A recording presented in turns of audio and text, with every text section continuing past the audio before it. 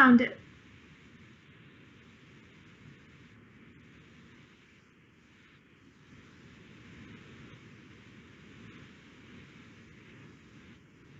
Found it.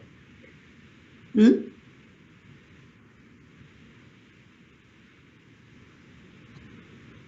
I'm not muted. Oh no, the YouTube live stream, whenever you click on it, make sure you mute it. Oh, I'm not even going to be in this room. Okay, perfect. Right. It's a whole different ballgame when you know it's being recorded.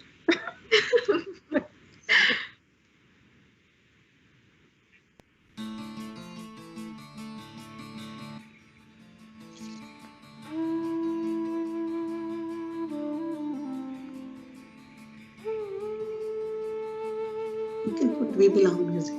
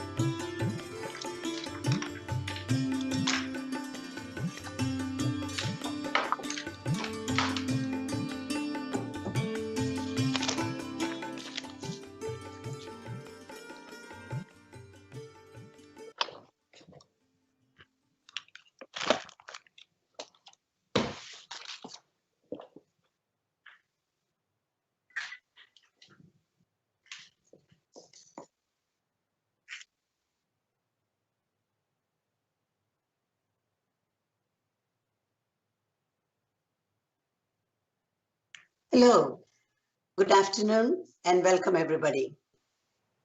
For a year that we have not been able to meet in person, but we never overlooked the fact that we needed these seminars. And Mother's Cry is the organization, as you all know, which has given open platform for our youth to discuss their challenges that sometimes are hard to discuss with their own parents. However, this forum is only for the awareness of any mental health challenges or just to learn different challenges that can occur as we are transitioning as a next generation from middle to high and high school to colleges, from there onwards to the rest of the careers. So today we are very grateful for having two eminent speakers.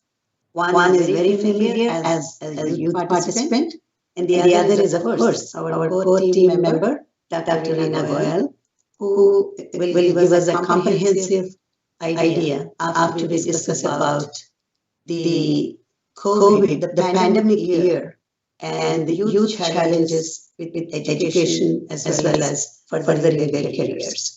And today, Smriti Krishnan will be our youth coordinator, and hopefully the next seminars we should be able to meet in person. However, welcome again, and over to Smriti.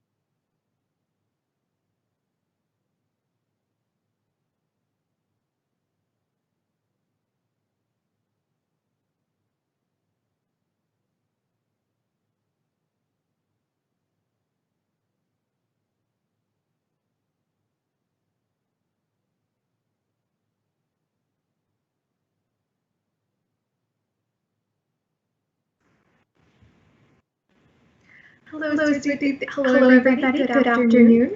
Thank you so much for having me here. It's truly an honor to be on this panel today. So Smriti so lovely summed up a little bit about me. I am a sophomore CS student at the University of Florida, and I've been given the interesting perspective of 1 year entirely in person as a freshman and 1 year online as a sophomore. So COVID has brought about a lot of challenges, both academically, personally, and in between our connections and how we see the world. So it's also brought about a sense of resilience, and we've adapted to this new set of the world.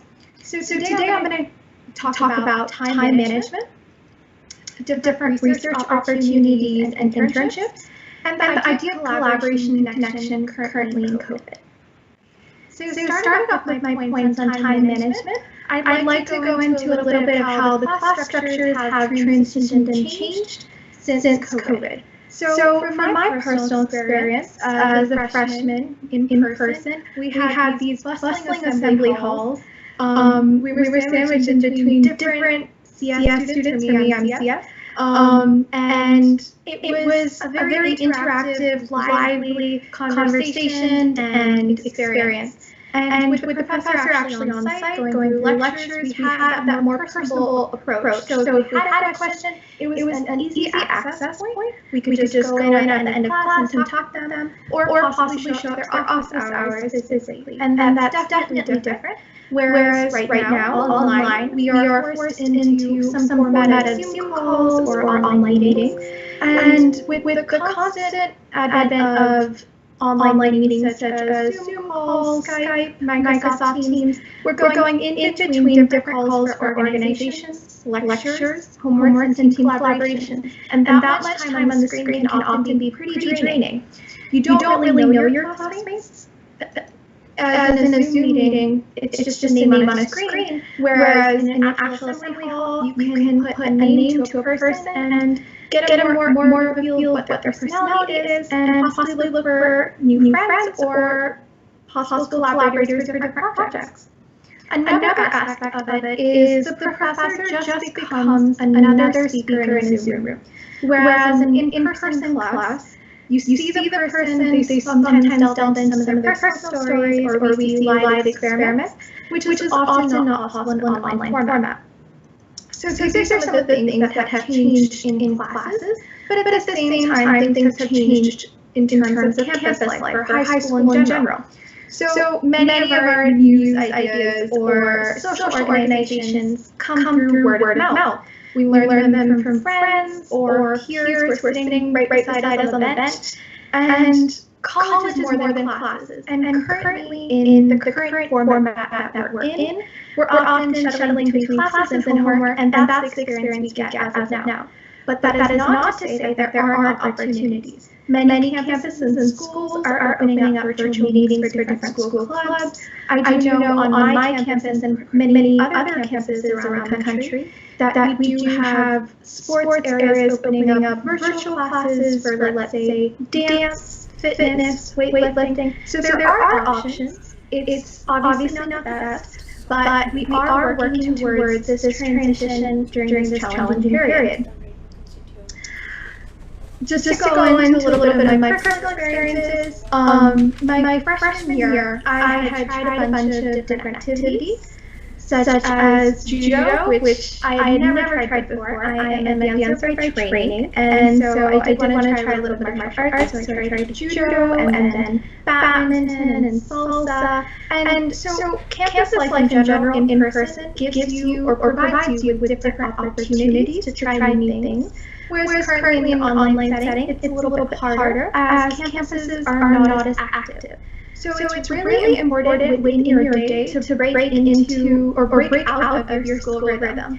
In my personal schedule, what I try to do is I try to do 2 hours of me time, or 1 to 2 hours of me time a day, where I get to do some form of exercise, or in my case, dance, or read a book. Whatever works for you is something that you should definitely incorporate in your day. It does break up the monotony of your schedule.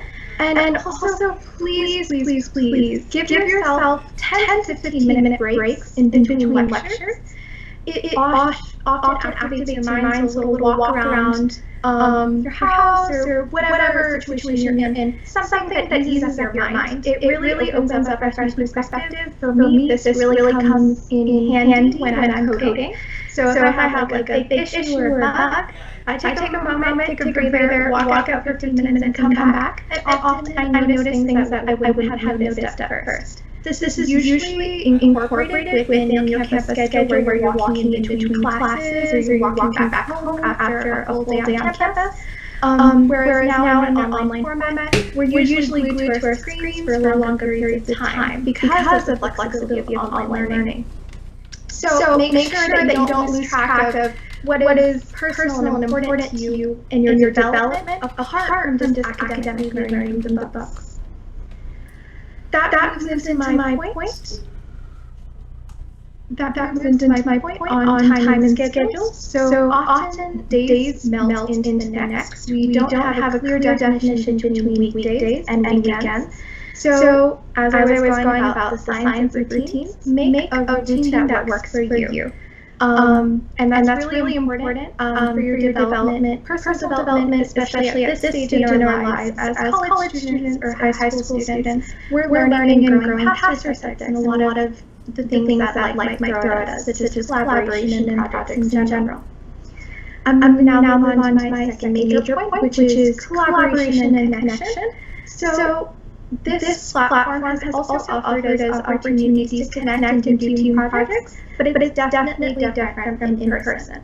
So, for example, for me, I had an in-person physics lab my first year, and it was really nice because it was at max 3 hours, including my prep time and my lab block, as well as my report. And you have lab partners, and you kept switching around meeting new people, and you had different systems and calibration devices and equipment that you learned on the go. Whereas nowadays, a lot of these have transitioned to online formats where you get a box of equipment or tools that are limited because a lot of the things that we use can be expensive to send out to every student. So we're often calibrating these devices or creating like mini DIY devices to carry out certain experiments or labs. And this has taken a toll for many people. What was a 2 to 3 hour lab has become a 4 to 6 hour lab. And apart from that, I mean, there are so many distractions at home or wherever you're working that it is a little bit harder than the streamlined process of being at school and coming back home, or being on college campus and coming back to your dorm or off-campus apartment. So it's really important to ask for help at those times. There are TAs, and this isn't emphasized as much now as it was for me as a freshman to the current freshman, which is please feel free to ask TAs for help. There are support systems. It's just we often do not know about them or rely on them because there's just so many moving parts right now. Another thing, collaborations and icebreakers. So when you're forming new groups, it does take a little bit more time in terms of breaking the ice with different partners. Usually, if you're in person, you pick someone that you've seen in class or a friend of yours, which is a little bit harder as I was going in previously with a name and then you just pull it off the Zoom room. And different people have different schedules because of the online format. We don't have a set schedule as much anymore. There's a lot of asynchronous options as well as synchronous classes. So we're kind of weaving in and out of this. So collaboration can be a little bit difficult and to get everybody on the same page. But in some ways, collaboration has also improved. We are more accountable to messaging platforms and getting certain assignments in time. And it's also a slice of what the future may hold for you because a lot of companies do have virtual meetings or online meetings that we're looking into. So it is getting us into a sense of familiarity with what the future may look like. In a sense, I would also say I learned a lot about like the personal aspects and personal life of some of my team members through these online collaborations versus meeting them on campus or. Excuse me, real quick 1 second. Technical difficulties.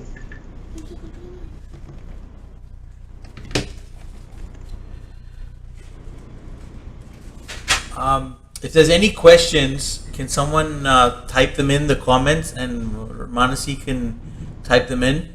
She can respond to them. You can enter them in the comment section in Facebook or in YouTube, and we should be able to pass on the information to her so she can help you respond. So if there are any questions, please feel free to ask them. I know, Manasi, there was a lot of echo on your side. I mean, there were some people who mentioned that. Just wanted to make sure we'll have to figure out what caused that next time. But thank you for your contribution here today.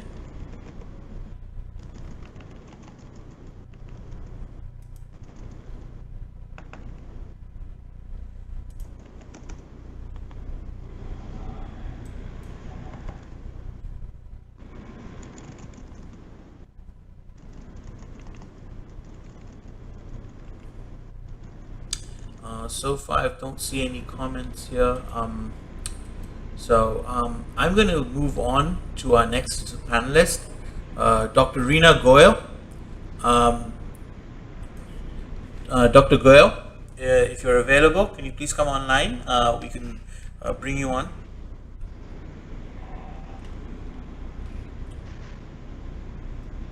Okay. Now let's bring in Dr. Goyal whenever you're free. Thank you.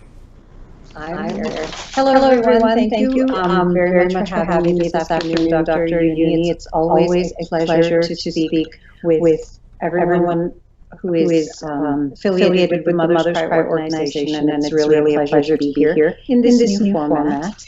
I am actually going to speak to the pandemic and certain issues that are arising as a result of it. I'm sure many people are aware that there has been a distinct increase, or significant increase in mental health issues since the start of the pandemic. And I think Manasi was speaking to a lot of the different challenges that college students are facing. I am going to talk a little bit more specifically about anxiety, which has really been very prevalent during the pandemic, and talk about it in more general terms, which I think can apply to adults, college students, and even younger kids in managing what's been going on. Obviously, this has been a situation that none of us could have ever imagined or ever anticipated. We were really kind of thrown in at the deep end, as they say, and we were all struggling to figure out how to manage it. Human beings by nature love two things. They love predictability, consistency, and they love control. And both of these things were lost to us during the pandemic in many different ways. Not only did we lose our ability to manage our own lives personally, but also on a larger scale with things that were going on outside in the world. So it's been very challenging. Anxiety by definition is when it's a feeling of worry, a feeling of nervousness, unease, typically about something where there's an uncertain outcome, which screams COVID right there. A certain amount of anxiety is healthy for us at times. It can motivate us. It can really drive us to do what we need to do. But once that anxiety gets past a certain point, it can be very detrimental. And coming back to that sense of loss of control and that loss of predictability and familiarity in our lives, our anxieties, I think, became heightened automatically. Not only were we faced with these larger challenges of loss of control and loss of familiarity and knowing what's happening, we were faced with fear, a fear that we could get sick. And for people who did experience the illness or loved ones who did, this became even more anxiety-provoking for them. I think that for many of us, when we were put in this pressure cooker situation, so to speak, where everything was different, a lot of our anxieties that normally were at bay became more prevalent. So for example, if someone had a tendency towards being anxious or worrying a lot, and they were managing it, just being in this unique situation where you were either now working from home, you had children at home that you had to teach, it really changed the dynamic and left less resources for us to manage ourselves and manage our negative emotions. Manasi brought up some really good points about struggles that have occurred, I think, for parents in the workplace, working from home, and children working from home simultaneously. It's been a really challenging thing for a lot of people. One of the things she was mentioning was about time management. And I think that time management is probably one of the largest keys and strategies to managing the anxieties that have come with the pandemic. Really making sure that you schedule your time, as she was referring to, is so important. At this point, our computers are in our kitchens or wherever you set yourself up. There's very little division between work and home, at least physically.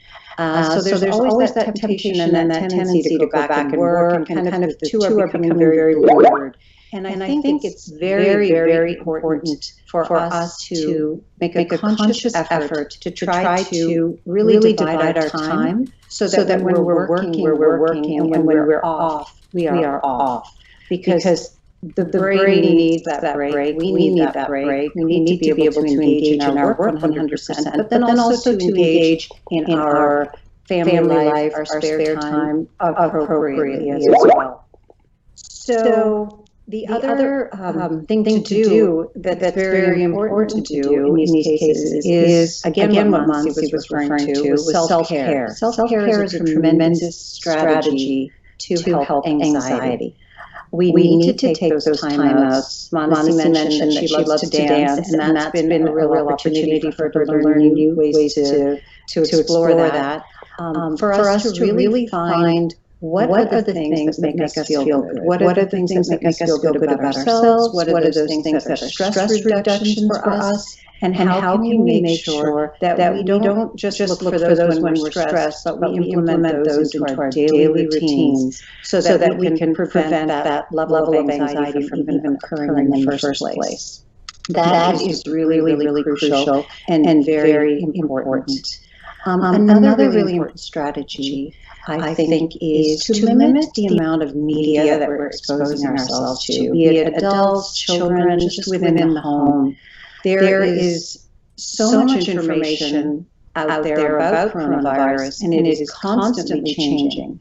And this also creates a lot of anxiety in us. We really need to make a very concerted effort to strike the balance between being informed and going to a place where we are engaging too much in social media or watching the news, which always will heighten your anxiety. So these are just a few things to keep in mind as strategies to help manage the anxiety during coronavirus.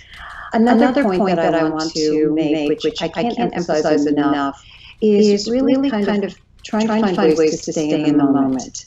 We are a very outcome-oriented society, and by nature, as human beings, we like to know what's going to happen in terms of our education, in terms of work. What does this mean if I'm missing this year? What am I SAT? And there's a lot of places where there's a lot of anxiety can be created.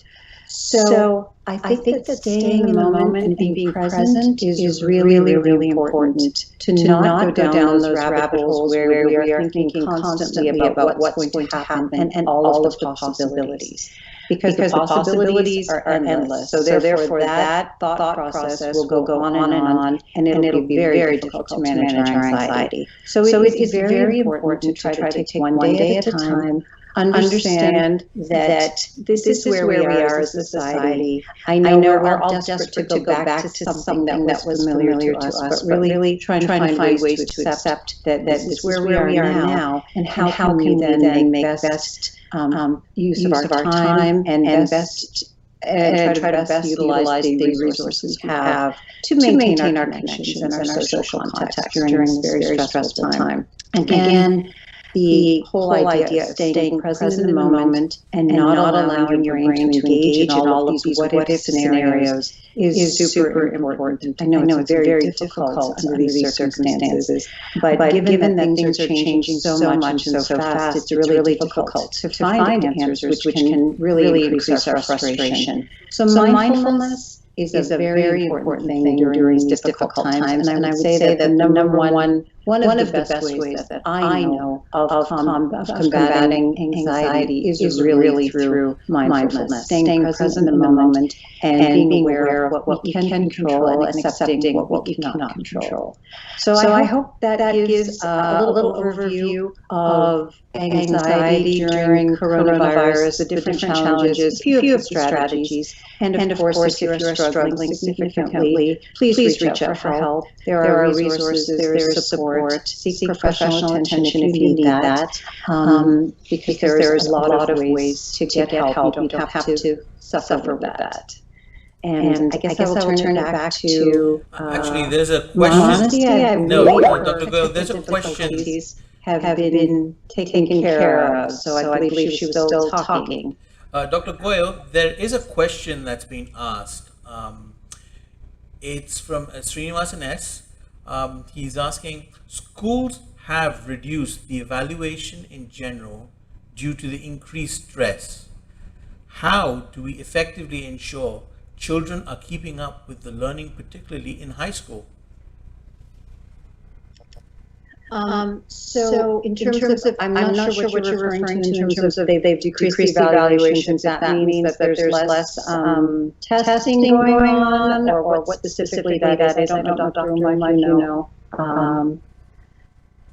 But overall, I think it's just very important that we make sure that our children are really kind of staying engaged. There are limits to what we can control, and I do believe that the school system itself is also kind of struggling to figure out exactly what is most effective, because again, this is an event that no one has ever dealt with before. It's going to be very important to make sure that your kids are staying on top of their schoolwork, to engage them consistently, and if they need external help, it's going to be very important to make sure that they are getting that, so that when things kind of come back to a more normal place, that they have not fallen behind. Yeah, thank you, Dr. Goyal. Thank you, Dr. Goyal. Yes, Mr. Srinivasan does say yes, it is tracking and testing as well. Yes. And now that we got the echo issue out of the way, I have got a request from some of the management here asking us to repeat this session, maybe in a week or two, if that's possible. I don't know. I mean, if all of you are all in agreement, we can redo this show again and ask more questions, and then we can. I'm sorry, this is the first time we're doing this. There's some quirks which we just got over, and we'd like to really help everyone share with everybody. But we basically need your feedback. If there are any more questions, we're still open for questions. To a question to Dr. Goyal or to Manasi. So please feel free to ask. I don't see anything on Facebook, but I do see question. The last question was from Mr. Srinivasan in YouTube.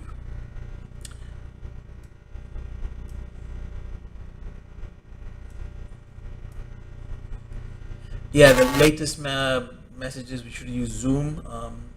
That is an option which we'll have to investigate. Thank you.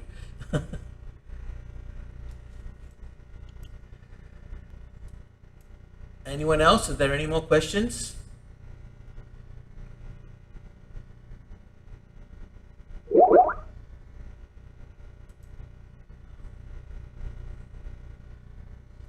Okay, I think we've got consensus that we're going to do it on Zoom next time. We'll see. But yes, if there isn't any more questions, we will, I'll just keep the slide open. So, if anyone needs to ask a question, we'll just, get back. We'll be up on live for a couple more minutes or so. If in the next 15 minutes, if there isn't any response, then we'll go ahead and we'll retry this again next week, or maybe a week from, or 2 weeks from now, and see how if there's more questions to be asked, and if we can help any further.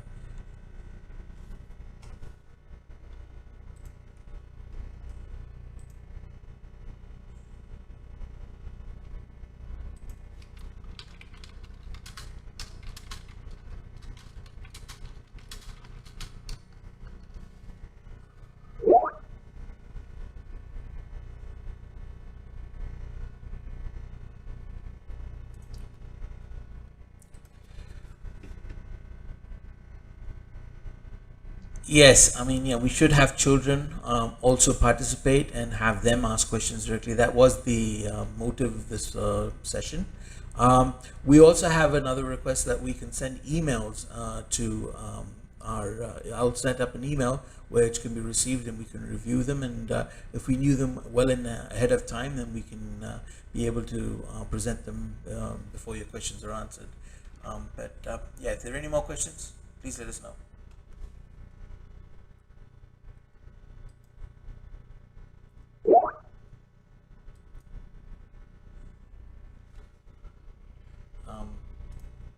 going to put up the email address. So if anyone has any offline questions, they're more than welcome to. I'll request them here. Hang on, please. I will.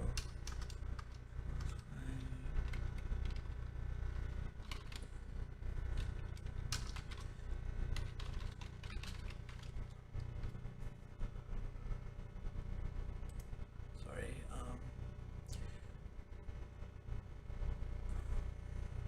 You should see the email that you can send your questions to. So if we can receive them, we'll be able to, answer them directly, or if you want, we can present them in the next week in the next session that we plan. So please feel free to ask your questions and give us more support. Thank you.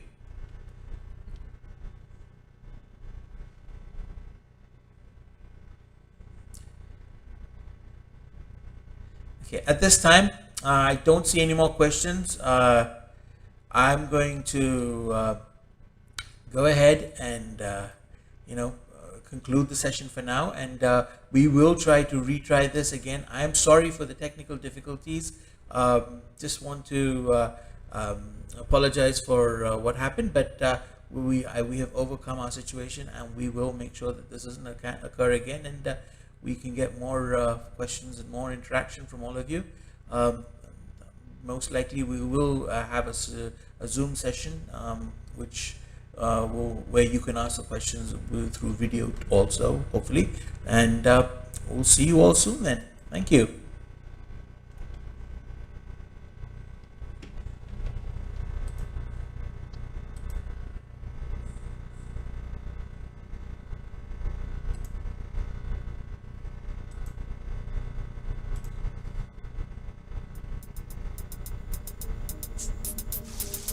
There was an echo.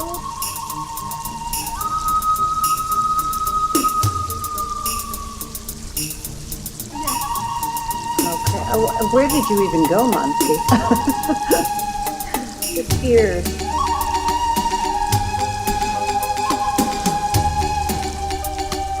Dr. Uma, you're muted.